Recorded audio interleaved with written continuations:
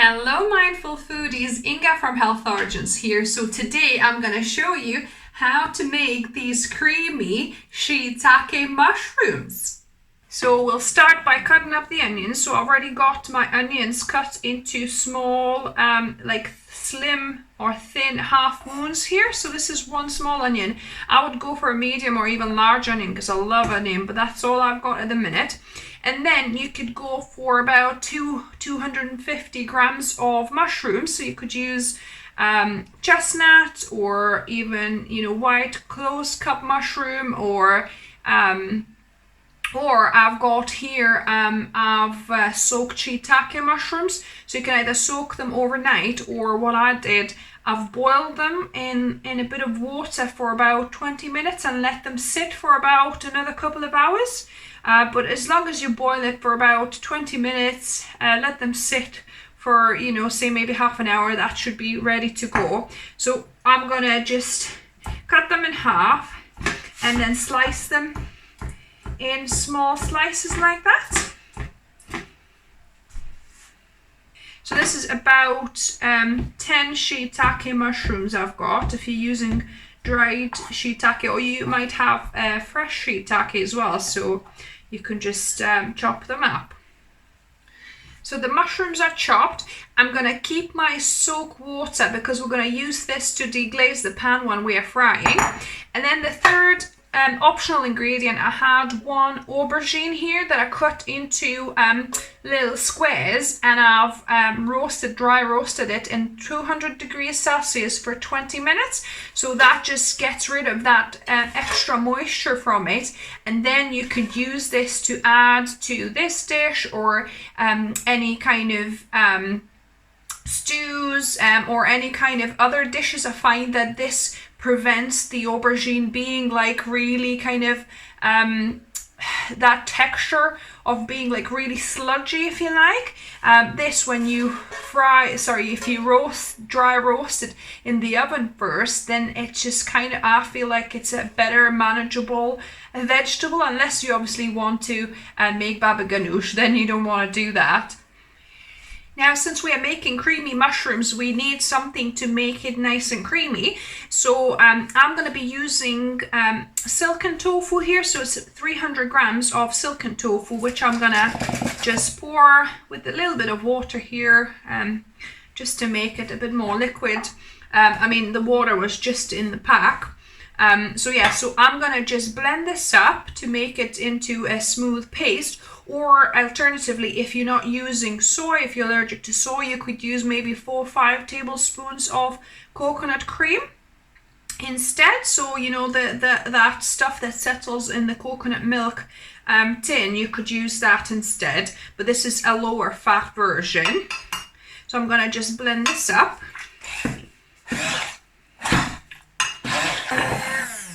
So now, look, it's looking nice and creamy.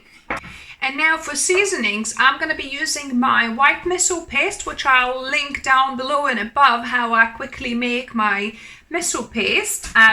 Or you could use store-bought brown or red miso paste.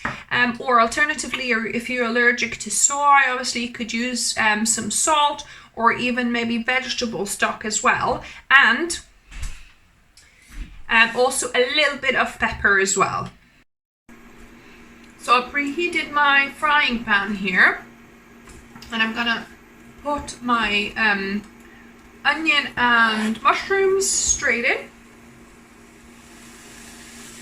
We're gonna be dry frying these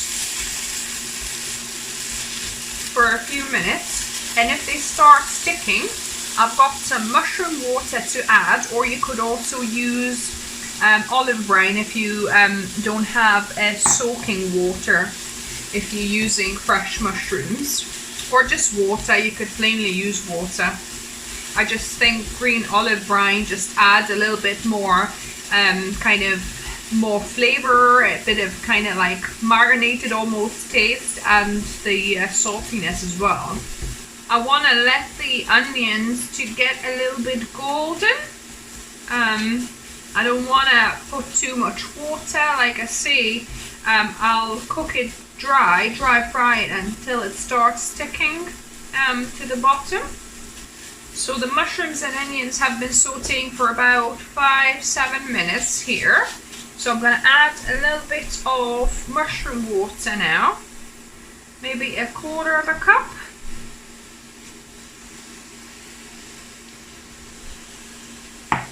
And I'm going to add a tablespoon of my miso paste. So the miso paste will add that saltiness here, that extra umami flavor. But like I said, if you don't want to use miso paste, then you could always just add a bit of either vegetable stock or some salt, and then we're going to be adding some pepper as well. I'm just going to add a couple of grains of pepper, not too much, just a little bit. We don't like it. If you like lots of pepper, then go for it. But we're not fans of too much pepper. So now I'm going to add my aubergine, so my baked aubergine. This is optional, like I said, but I would definitely recommend you try, because that makes mushrooms go further and it adds just a really nice texture to this dish. So I'm going to add the rest of this mushroom water, so probably about another 1/4 cup or 1/3 cup. And then I'm going to just add all my silken tofu here that I've blitzed up.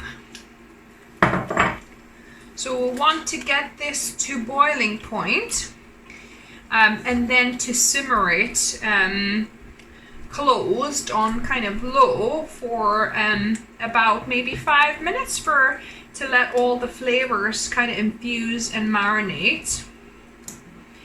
You could probably get away with half